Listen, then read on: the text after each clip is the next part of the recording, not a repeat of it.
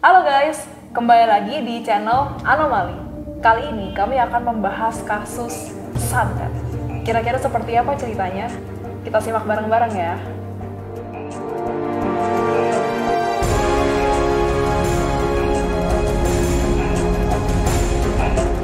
Tersebutlah seorang pemuda bernama Jordi. Ini merupakan nama asli.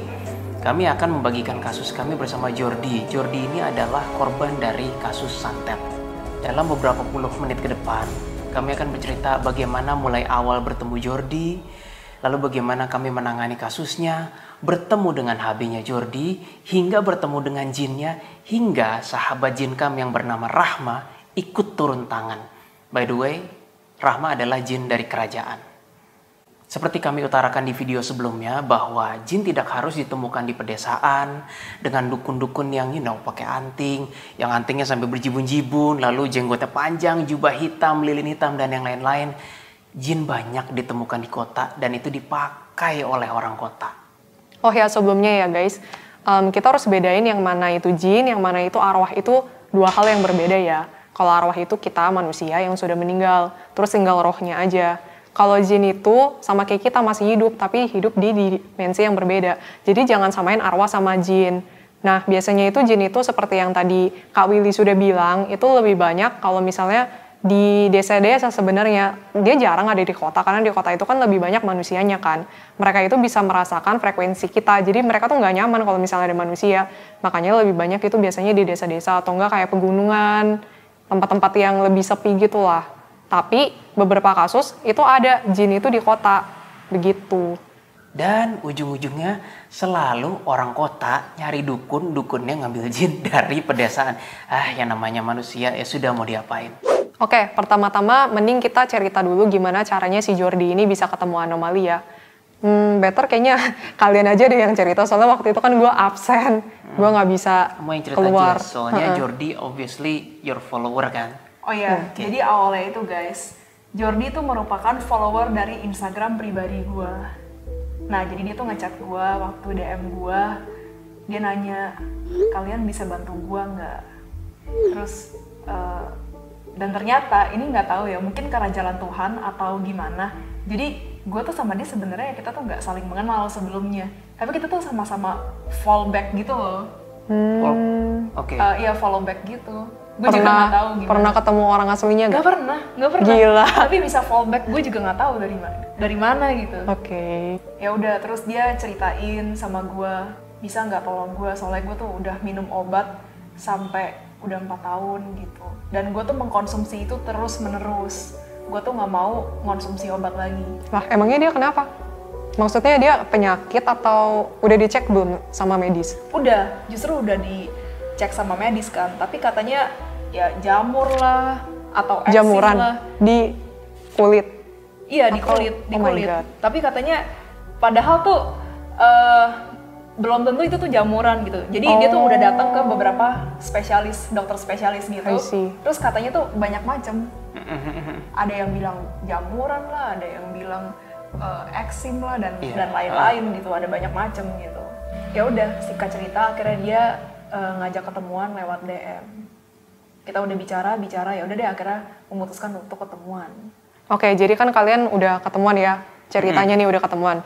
Terus biasanya kan kalau misalnya kita ketemu klien nih bertiga, pasti kan kita radar dulu ada energi negatif atau enggak.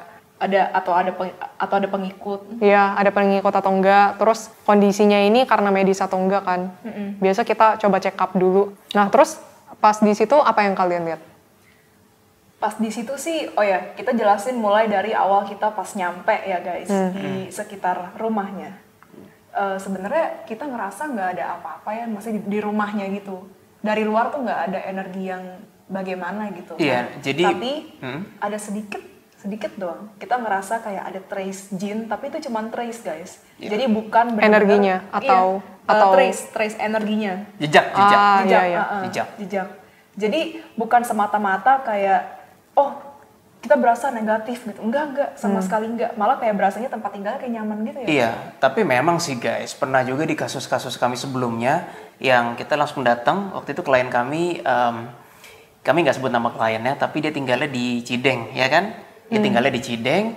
Belum juga kami masuk pintu awalnya, wah ini sudah jelas ada jinnya gitu loh. Iya. Itu jelas energi jinnya in actions. Tapi kalau yang Jordi ini, everything's fine ya. Nggak berasa apa, ya arwah-arwah sekitar sih banyak yang nyapa-nyapa halo gitu, kepo, tapi Berarti nggak ada jinnya kan di rumah? nggak ada. Trace ada, itu pun juga sedikit banget. Gue yang bergerak di bidang energi tuh ngerasain kayak dikit banget.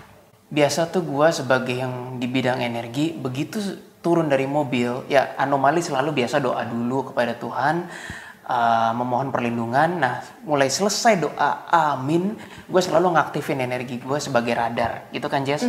Jadi itu kayak sonar gitu loh, tut nyari, nge-scan ada apa nggak gitu. Yang ketemu mah arwah semua ya. Iya. Yang seperti yang gue bilang tadi, arwahnya ada yang kepo, ada yang mbak-mbak, ada yang ya pokoknya arwah mah di mana-mana tuh ya. Oke, gitulah intinya. Ya sudah, akhirnya kami turun dan kami ngetok pintu, tok gitu, dan dibukalah oleh Jordi, dan disitulah kita kenalan ya Jess ya. Iya. Kami kenalan, lalu dia banyak cerita penuturan mengenai apa saja yang dialaminya. Jadi Jordi ini sebenarnya hidupnya sendirian di daerah yang kami samperin itu. Dia memang tidak kesulitan atau berkekurangan suatu apapun, namun dia tidak ada kakak dan dia sudah tidak ada orang tuanya. Memang orang tua dari Jordi sudah lama berpulang dan Jordi itu sekarang tinggal sendirian. Semua kegilaan ini dimulai ketika Jordi itu bertemu dengan seperti orang tua angkat kan ya. Jadi sepertinya ada darah keluarga nggak sih Jess? Kayaknya Enggak ya? Dia nggak punya darah keluarga. Sama yang orang tua angkat itu. Oke, jadi ada sepasang orang tua yang sepertinya baik sekali terhadap Jordi. Lalu dibilang, Jor, kamu tinggal sini aja. Jadi kamu nggak usah mikirin ini, tapi kamu mikirin gimana kedepannya hidup kamu. Diorganisasikan lah mau kerja di mana, arahin, tentukan hidup kamu mau kemana. Jordi dan orang tua yang dianggap orang tua angkat ini sudah sangat amat dekat, ya kan Jess? Jadi seperti sudah dianggap anak sendiri. Lalu seperti layaknya kita semua, yang namanya pemuda gimana Jess? Pemuda ya pasti punya cewek, ya kan guys. Ya, terus? Nah, ternyata si ceweknya ini selek tuh sama ortunya. Seminggu setelah konfliknya cukup besar ya, kalau dari ceritanya Jordi. Gak lama kemudian Jordi mendapatkan luka-luka seperti memar gitu guys. Jadi dia tuh muncul kayak pertama-tama kayak kecil gitu ya kayak. Begitu pula, jadi gak cuma Jordi aja, begitu pula dengan ceweknya guys. Ya. Nah tapi Jordi tuh kurang lebih udah pisah rumah dari orang tua angkatnya itu kurang lebih seminggu ya. Ya, Oh jadi dia akhirnya itu, pisah rumah? Iya dia akhirnya pisah rumah. Karena selek itu ya? Karena selek. Jadi Jordi sama ceweknya berantem. Terus sepertinya karena satu dan lain hal Jordi memilih untuk memisahkan diri dari orang tuanya. Jadi dia gampangnya dia milih ceweknya lah. Gitu gampangnya. Luka-lukanya guys, berdasarkan fotonya nanti mungkin Aileen yang naruh di sini ya. Itu kalau gue lihat dari foto-foto yang dikasih Jordi itu kayak bekas kalau terapi kop gelas panas gitu loh. Merah gitu. Terus bulat-bulat gitu. Bulat-bulat. Jadi begitu kita ngelihatnya Lini, pertama nggak sadar, begitu pakai energi, wah gila ya sih. Bukan, ini itu jelas pasti nih trace-nya gitu. Kiriman Langsung ya. kiriman, iya. Dan tiba-tiba dua orang banget lagi ya. yang kena guys, Iya. sekaligus lagi. Iya, apakah gara-gara konflik, apakah gara-gara orang tua angkat atau siapa ya, kita nggak nuduh dan kita nggak mau tahu, itulah SOP anomali, kita nggak pernah mau tahu siapa yang ngirim. Our job hanyalah untuk menetralisir energi jin yang menyakiti si Jordi. That's all we do. Terus kalian akhirnya ketemu ceweknya juga gak pas kemarin ketemu? Enggak. Jordi hidup hanya sendiri. Iya.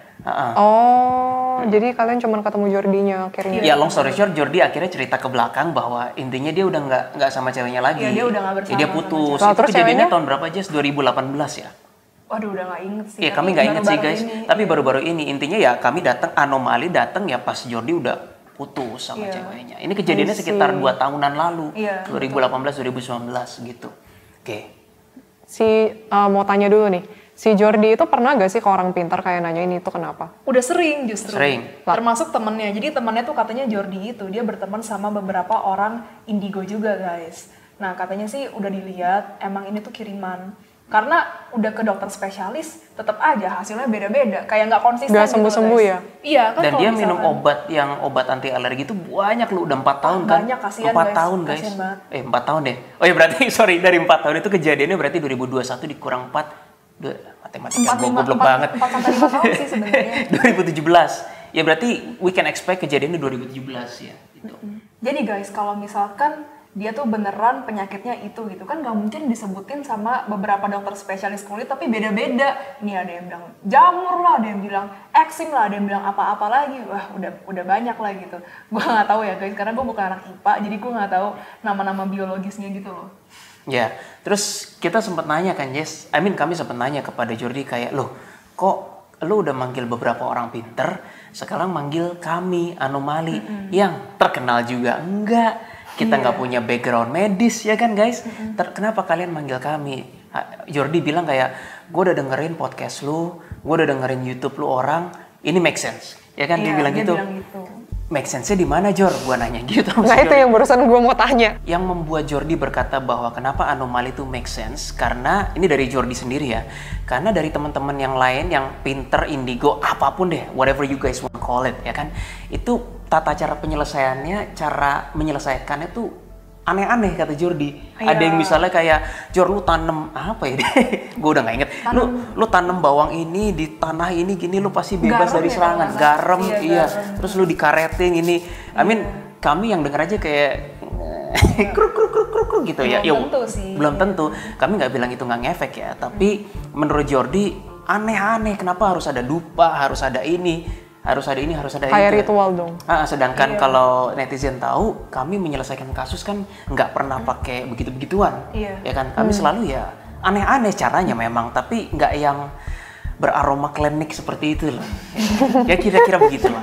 Klinik. Nah, tadi itu kan udah tentang latar belakangnya Jordi ya, yang dari tadi kita ceritain, dari dia ketemu orang pinter lah, terus udah ke dokter lah. Terus gimana cara kalian ngatasin kasus Jordi ini? Oke, di saat itu gue ngerasa kasus ini agak beda dan gue terpaksa harus nyari ke pasar sebelah, maksudnya pasar sekitar rumah Jordi. Gue terpaksa nyari darah ayam segar, bawang putih hitam, lilin hitam, daun kemangi, dan juga janur kuning, dan terakhir itu melati putih. I'm just kidding guys, gue gak pernah itu semua, sorry. Kak, tadi janur kuning apaan ya? Itu apaan sih? Aku nggak tahu loh. Kalian pada tahu nggak? Itu kayaknya yang dipasang di gapura sebelum masuk ke gang. Janur kuning itu yang tanda kawinan deh. Kak, apa hubungannya kawinan PS santet gitu? Apa hubungannya Kak? Ya kan tadi kan kakak bilang, I'm just joking. Oke, for real now. Well, layaknya kasus-kasus lain, kami selalu SOP-nya ke satu, nggak pernah pakai persiapan. Ya kan? Gak pernah, kita udah bingung aja sih kalau misalkan datang ke rumah orang tuh kita harus ngapain. Ya udahlah, kita anomali udah bikin SOP capek-capek, tetap aja guys, ujung-ujungnya nggak pernah berjalan sesuai dengan plan. Iya, mau jin mau iblis yang pernah kami temui kasusnya, kami nggak pernah bawa ornamen-ornamen seperti air suci atau debu suci, if there is such a thing ya, atau kitab gitu. Kami nggak pernah bawa itu. Jadi ya kami hanya dengan tangan kosong, namun kami punya SOP yang kami pegang teguh, yaitu biasanya kami manggil HB-nya dari sang korban. In this case HB-nya Jordi. Tapi awal-awal belum kerasa kan Jess? Iya. Belum. Jadi awal-awal yang gue hanya ngikutin insting energi gue. Gue ngeliat Jordi itu, tiba-tiba gue merasakan kayak ada yang ngasih tahu gue sapu bersih energinya. Jadi di Jordi tuh mungkin nanti digambarin oleh video editor ini. Di belakang Jordi tuh kayak ada item-item sampah energi gitu loh. Ya kan Jess, yang kamu lihat apa? Yang aku lihat sih kayak ada sejumlah trace gitu ya, kayak jejak, terus warnanya hitam-hitam gitu, tapi bukan berasal dari Jordinya. Ya, dan di situ gue langsung ngerasa aktif, langsung energi gue aktif, dan ada yang ngasih tahu di batin gue sapu bersih itu. Ya udah, jadi gue sapu bersih gitu. Ya Jordinya nggak rasa apa-apa, Jordinya tetap ngobrol sama Jesslyn layaknya biasa, tapi gue berasa banget, ini gue harus sapu bersih itu. Dan itu masih belum ketemu HB-nya kan? Belum. Dia ngobrol-ngobrol terus sama kamu kan? Ya sampai suatu titik begitu gue udah nyapu bersih itu, gue merasakan HB-nya Jordi. Jadi sampai gue tanya sama Jesslyn, Jess, HB-nya nongol ya? Akhirnya nongol kan? HB-nya akhirnya nongol. Nah, terus dia akhirnya minjem badannya kakak. Yes, jadi this is not the first time HB minjem badan gue untuk menyalurkan energinya. Oke, intermezzo sedikit. Kami pernah ngani suatu kasus yang ini bersama Aileen. orangnya sekarang sudah meninggal, sekarang sudah almarhum, namun dia adalah dulu seorang yang sangat terkenal dalam partai politik. Kasusnya sama ya Jess ya. HB-nya almarhum itu minjem badan gue untuk nyoba nyembuhin almarhum. Terus kan kita nanya kan Jess sama Eli, Keris, kok HB-nya minjem? Karena ternyata guys, ini pembelajaran buat kami juga. HB kita semua masing-masing, walaupun mereka bisa saja interfere dan merasuk ke badan kita dan nyembuhin, itu tidak diperbolehkan oleh Tuhan ternyata, ya kan? Jadi HB itu minjem badan gua untuk nyalurin energi, istilahnya tegangannya tuh di down,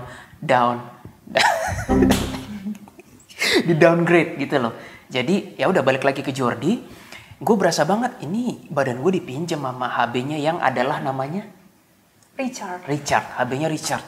Jadi gue berasa, nah di situ HB-nya nyuruh tolong pegang tangannya Jordi. Ya gue pegang tangannya Jordi kan, terus gue bilang, terus gue suruh ngapain Richard gitu kan? Terus dia bilang rasakan aku. Ya Richard bilang ke gue, rasakan aku. Ya udah gue konsentrasi. HB orang lain loh ke gue loh, HB orang bukan HB gue sendiri ya. Terus gue konsentrasi, gue berasa kayak energi gue tuh kayak ngorek-ngorek alam bawah sadarnya si Jordi, kayak tembus gitu loh. Nah di situ gue ngeliat banyak vision. Antara lain ada vision seperti dua makhluk korek hitam gitu ya. Jadi kayak korek api, pentol korek gitu. Ini kepalanya ada hitam gitu. Gue kaget, itu apa itu? Gue pikir tuh jin ya. Ternyata kata Richard, lewatkan saja, cuekin aja. Ya udah gue terus sampai ke titik paling dalam. Gue ngerasa, ada kesedihan Jordi. Pas ada kesedihan itu, gue cuma bilang ke Richard, oke aku ngapain? Sudah cukup. Hanya sampai situ kan Jess? Ya kami nggak tahu tuh, belum selesai penyelesaiannya. Kayaknya masa gitu aja jinnya. Pokoknya belum. Kita merasa ini belum apa-apa. Tapi kita ngikuti arahan HB. Oke, di saat kami kehabisan akal, kami baru ingat, kan kami punya sahabat kami yang bernama Rahma. Dan tadi Rahma berjanji untuk membantu kami menangani kasus ini. Ya udah, kami panggil Rahma. Tapi sebelum kami cerita lebih jauh bagaimana Rahma membantu kami menangani kasus ini, mungkin kita cerita dulu ya Jess ya bahwa Rahma itu siapa? Lin, silakan Lin, kamu ceritain Rahma itu siapa? Jadi Rahma itu merupakan sosok jin yang berasal dari kerajaan. Jadi dia itu keturunan Ningrat guys. Dan dia adalah sahabat kita.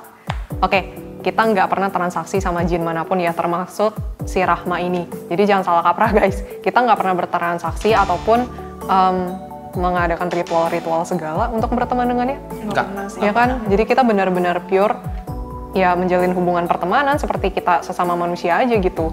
Dari Rahma inilah kami kenal jin-jin yang lain, baik dari kerajaan ataupun fighter ataupun jin yang memang berkeliaran di kota aja banyak. Tapi Rahma it's kinda special. Dia adalah kakak jin pertama kami. Oke guys, tadi kan kita sempet cerita kalau Rahma itu akhirnya datang terus ngebantu kita kan. Nah, sebelumnya itu gue mau kasih tahu kalau sebenarnya tuh kita udah janjian sama Rahma dari jam 12. Jadi sekitar 2 jam sebelum kita datang ke tempat Jordi. Pasti kalian nanya-nanya tentang kasus santet. Iya, kita nanya ke Rahma. Tuh kan udah gue duga. Nah, enggak, sebenarnya nggak nanya. Begini loh, teman netizen semuanya, jin itu have the ability untuk kalau dipanggil, bahkan kita nggak niat manggil, kalau mereka lagi peka banget, kepanggil kan? Iya. Kan kakak sama kamu lagi nggak ngomongin Rahma, kayak kita lagi makan nyam, terus tiba-tiba ini kalau misalnya Rahma ada di sini, enaknya diminta tolong, dia langsung denger, nggak tahu kenapa langsung connect. Kalian apa kabar gitu, udah lama nggak ngomong sama kami, sama aku gitu kan. Terus gimana Jess? Oh iya, terus udah gitu akhirnya kita ya udah kita ngobrol sebentar gitu. Rahma gimana, apa kabar, seperti itu kan. Lalu kita lanjut ke Rahma, mau nanya dong. Nih sekarang aja dia denger. Kakak berasa. Oke, terus. Rahma, mau nanya dong, kalau misalkan kasus santet gimana ya cara ngatasinnya gitu. Soalnya ini kita ada denger ini kayaknya tuh berat gitu karena udah bertahun-tahun gitu. Terus kata dia, kalian hati-hati loh, jangan macem-macem, kalian harus hati-hati gitu. Itu santet loh, santet. Dia aksennya kayak gitu kan. Iya, aksennya kayak gitu. Iya. Terus dia menawarkan diri, beneran menawarkan diri kan. Nanti kalau kalian ada apa-apa, butuh bantuan, hubungi aku gitu kan. Iya. Ya kami sempat takut dong guys, kayak waduh itu namanya transaksi dong. Betul. Iya. Ternyata udah hubungi aku saja, nggak usah dipikirkan yang apa-apa yang lain-lain, dia bilang gitu kan. Ya Jadi dia sudah. bersedia membantu ya. Iya, dia Yes. bersedia membantu. Iya. Terus dia pas on the spot ngebantuin Jordinya gimana? Tunggu. Ini selingan nih, selingin. Ini selingan. Ya. Yang rapat. Oh iya. Oh iya, ini lucu banget sih guys. Jadi si Rahma bilang, oke, ya sudah nanti aku bantu kalian gitu.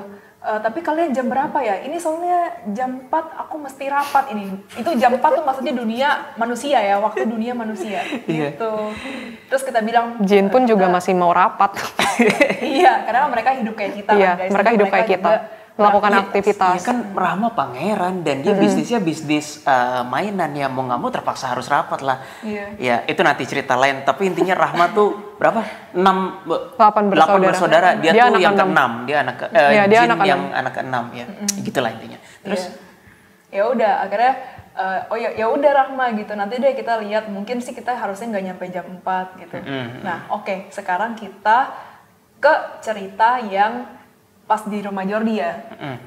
Kan akhirnya waktu itu gimana ya, si Rahma yang manggil kita atau kita yang enggak, kami yang manggil. Akhirnya kami memutuskan, Oh, iya. gue bilang ke Jesslyn kayak, Jess, gimana nih? Mau coba manggil Rahma nggak? Gue minta izin dulu ke Keris. Keris, boleh nggak manggil Rahma? Terus Keris bilang, terserah kalian saja gitu kan. Iya. Jadi udah by izin HB ya kita. Udah melakukan izin ya. HB. Dan sebenarnya karena Keris lah yang paling galak, jadi selalu diminta tolong HB-nya Keris. Anyway. HB-nya Jesslyn namanya. Ya HB-nya Jesslyn, sorry. Nah anyway kami panggil lah Rahma. Rahma, gini-gini. Akhirnya datang tuh. Datang ke tempat sebelah Jordi gitu. Jadi kan. dia langsung ya dari tempat dia. Iya. Langsung Iya. tuing datang ke Twing, tempat iya. si Jordi. Akhirnya dia datang, terus ya walaupun gue nggak bisa ngeliat, Jesslyn yang ngeliat kan. Tapi gue ngeliat kayak, kok kamu makin buncit sih? Beneran. Dia makin buncit dari terakhir kali kami lihat dia gitu loh. Jadi si Rama itu perawakannya memang rada buncit. Tapi dia tinggi, kekar Iya. gitu. Dia jadi badannya otot-otot, Iya. perutnya Dan kulit dia warnanya rada ungu gitu ya. biru. Oh, biru ya. Iya. Dia teman kecil dan bersahabat banget dengan pangeran kerajaan lain, Jin juga, namanya Rido kan. Cuma kalau Rahma tuh agak buncit, doyan makan, kalau Rido berotot gitu. Berotot. Padahal mereka teman main, kontras banget lah pokoknya lah. Kontras banget. Oke, balik lagi. Tadi Rahma datang, lalu kami nanya, gimana Rahma? Terus bilangnya apa Rahma? Wah, ini mau udah jelas ini gitu. Iya. Terus, Terus dia bilang, coba aku lihat tanganmu gitu. Jadi dia bilang kayak gitu ke Jordi. Nah ya udah akhirnya si Jordinya giniin, ya kan? gini. Terus Rahma sempat belagu kan kayak, Iya. Iya dia bilang, apa itu cacing-cacing sial itu aku lihat. Ulet-ulet dari sialan. Oh ya ulet-ulet. Dia bilang ini jelas santet ini gitu. iya, terus Rahma mengatakan ini mah jelas santet dari jin, ya jin yang strata bawah lah istilahnya gitu kan, kata Rahma kan. Kami nggak mau mendiskreditkan jin, tapi Rahma bilang ini mah jin biasa aja nih gitu kan. Iya, jin biasa. Sini coba aku lihat, kata Rahma kan. Tangannya Jordi disuruh giniin. Begitu diginiin, Rahma berbuat sesuatu, aduh tanganku kesemutan. Kami like gimana sih? Jadi dia ngapain dong? Ya memang dia ngisap tenaganya. Si Rahma ngisap tenaganya yang ampasnya itu, Lin. Lalu kami nanya sama Jordi, Jor, lu ngerasa apa? Kebas kan? Kebas, tangannya kebas. Kebas banget katanya. Kebas bukan, banget. Bukan kesemutan tapi Oh ya, mati kebas, rasa. mati rasa. Mati Kebas rasa, tuh mati rasa. Iya, lalu ya begitu gua terusin, bener guys, ternyata begitu lama-lama yang pakai mata batin gue ngeliat kok kayak ada ulet-ulet gitu kan. Iya, ulet-ulet. Kayak gini loh, kayak kalau di pete, ibu rumah tangga tahu, pete di pasar tuh kan ada ulet putihnya. Persis kayak Persis, gitu. kayak gitu kecil-kecil. Kecil-kecil, gue ngeliatnya kayak, aduh jijik banget men. Keluar lewat sini-sininya Jordi nih, kayak kulit-kulitnya, beneran kan? Begitu dihisap Rahma. Bukan baru fisikal ya, bukan fisikal, iya, tapi secara energi itu kelihatan. Kelihatan. Akhirnya begitu dihisap Rahma kelihatan. Nah, terus akhirnya gue juga, Rahma boleh nggak gue ikut bantu? Oh, ayo bantu. Ya udah, akhirnya gue mohon sama Tuhan, terus gue coba tarik kan, gitu. Akhirnya mereka berdua tarik sama-sama. Nah gue di situ diem aja deh gitu kan. Udah bukan tugas gue kan, karena kan mereka sama-sama ya udah energi gitu. Nah, di sini juga pembelajaran khususnya bagi gue dan bagi teman netizen indigo lain di luar sana, bahwa sekali berhubungan dengan energi, kita harus 100% penuh menyerahkan pada Tuhan. Jadi ketika gue nyoba narik energi ulet-ulet sialan putih itu, gue nggak bisa guys. Tiba-tiba gue dapet suara. Dan gue yakin tuh suara bukan dari HB, bukan dari Eli, bukan dari Keris.